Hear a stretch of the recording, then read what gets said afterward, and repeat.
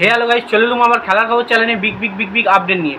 তো চলো বন্ধুরা, খুব গুরুত্বপূর্ণ আপডেট আছে, ফুল ভিডিওটা দেখতে থাকো, স্কিপ করবে না। স্কিপ করলে কিন্তু ভিডিওর মধ্যে অনেক কিছু মিস করবে।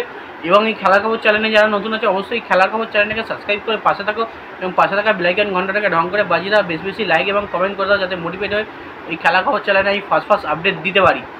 তো চলো বন্ধুরা, যে ফার্স্ট আপডেটটা নিয়ে কথা বলবো, দুটো প্লেয়ারকে নিয়ে আমি কথা বলে নেবো প্রথমেই তোমাদের সঙ্গে। তো মোহনবাগান শিবিরকে নিয়ে বড় একটা আপডেট আসছে, কিন্তু মোহনবাগান শিবিরকে নিয়ে ট্রান্সফার আপডেট আসছে, সেই নিয়ে কিন্তু আলোচনা তোমাদের সঙ্গে আজকে করতে চলে এসেছি। তো বন্ধুরা, তোমরা নিশ্চয়ই জানো জেমি ম্যাকরালেন এবং অ্যালবার্টো এই দুটো বিদেশি প্লেয়ারকে কিন্তু মোহনবাগান শিবির এখনও পর্যন্ত নাম অ্যানাউন্সমেন্ট করেনি। তবে অ্যালবার্টোর নামটা অনেক পরে এসছে, জ্যামিকের নামটা কিন্তু অনেক দিন আগে থেকেই আসছে।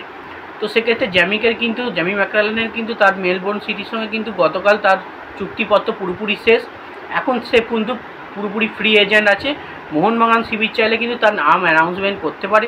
এবং অ্যালবার্টোও কিন্তু পুরোপুরি ফ্রি এজেন্ট আছে, তারাও কিন্তু নাম অ্যানাউন্সমেন্ট করতে পারে, কারণ এরা দুজনেই কিন্তু মোহনবাগান টিমে পুরোপুরি কনফার্ম হয়ে গেছে। শুধু নাম অ্যানাউন্সমেন্ট মোহনবাগানের তরফ থেকে কবে আসবে সেটা হচ্ছে জানা যাচ্ছে না।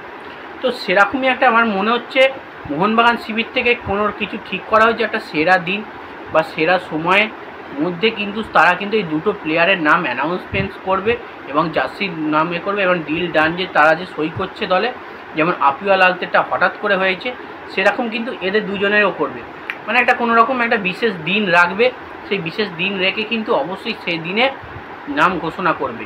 তো সেক্ষেত্রেই কিন্তু এখনও পর্যন্ত ওয়েট করে রয়েছে। তোমরা হয়তো অনেকেই বুঝতে পারছো না যে না এসব ফালতু জেমি ম্যাকরালেন দলে আসবে না বা অ্যালবার্টো আসবে না, এটা কিন্তু যারা ভাবছো কিন্তু পুরোপুরি ভুল ভাবছো। এই দুটো প্লেয়ার কিন্তু অবশ্যই মোহনবাগান শিবিরে আসছে, কনফার্ম হয়ে গেছে। শুধু নাম ঘোষণার দিনটা কিন্তু তারা ঠিক করতে পারছে না। এটা বিশেষ কোনো দিন দেখে তাদের নাম ঘোষণা হবে, অ্যানাউন্সমেন্ট নাম হবে, তোমরা সব জানতে পারবে। এবং এই দুটো প্লেয়ার কিন্তু অবশ্যই জানো কী মানের প্লেয়ার। জেমি ম্যাকরালেন হচ্ছে সবথেকে বিশ্বমানের প্লেয়ার। অ্যালবার্টো হয়তো খুব একটা বেশি হ্যাভক লেভেলের প্লেয়ার নয়, তাও তার হাইট যা আছে সে ডিফেন্সে হাইটের জায়গায় কিন্তু অসাধারণ ডিফেন্স করতে পারবে। তার হাইটটা প্রচুর ম্যাটার করবে। এবং কর্নার যখন পাবে বা ফ্রিকিক যখন মোহনবাগান পাবে, এই অ্যালবার্টোর রুলটা কিন্তু দুর্দান্ত হবে। তোমরা নিশ্চয়ই দেখেছো আইএসএলে মোর্তাদা পল হাইটের জন্য প্রচুর পরিমাণে গোল করে গেছে, মানে একটা ডিফেন্সিভ প্লেয়ার হিসেবে প্রচুর গোল করে গেছে। তো সেক্ষেত্রে এই অ্যালবার্টো যদি ডিফেন্সিভ প্লেয়ার হয়ে প্রচুর গোল করতে পারে হাইটের জন্য, তাহলে মোহনবাগান টিমের জন্যই ভালো হবে, সেটা আমি মনে করি। তো যাই হোক, এবার যে আপডেটটা নিয়ে কথা বলবো এটাও কিন্তু একটা গুরুত্বপূর্ণ আপডেট। এটা রয় কৃষ্ণাকে নিয়ে কথা বলবো। রয় কৃষ্ণা কিন্তু বড় পুরস্কার পেল।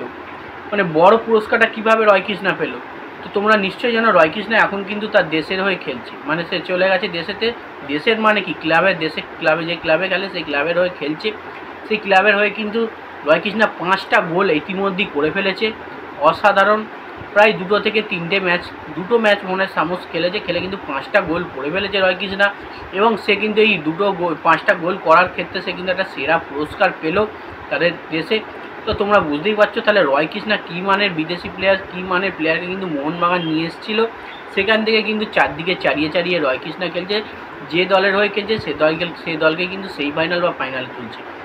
এদিকে তোমরা নিশ্চয়ই জানো এটিকে মোহনবাগানকে ফাইনালে তুলেছে, চ্যাম্পিয়ন করিয়েছে। তারপরে ব্যাঙ্গালোর এফসি খেলেছে, ব্যাঙ্গালোর এফসিকেও ফাইনালে তুলেছে, চ্যাম্পিয়নটা ব্যাস হয়নি। এবং এবছর ওড়িশা এফসির সঙ্গে খেলেছে, ওড়িশা এফসিকে সেমিফাইনালে তুলেছে।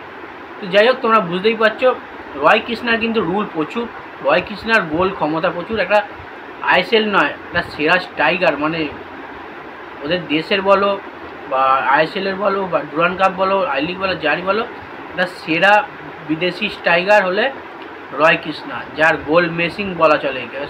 সব রকম ধরনের জায়গা থেকে কিন্তু খেলে গোল করতে পারে। অসাধারণ ম্যাচ জেতায়, মানে হারা ম্যাচ কিন্তু রয় কৃষ্ণা জেতায়। অসাধারণ পাওয়ার আছে রয় কৃষ্ণার, খেলা নিয়ে কোনো রকম কথা হবে না। যে দলে রয় কৃষ্ণা যাবে সে দল কিন্তু স্ট্রাইকিং লাইন নিয়ে কোনো রকম চিন্তা করতে হবে না, রয় কৃষ্ণা কিন্তু সে গোল আনবেই।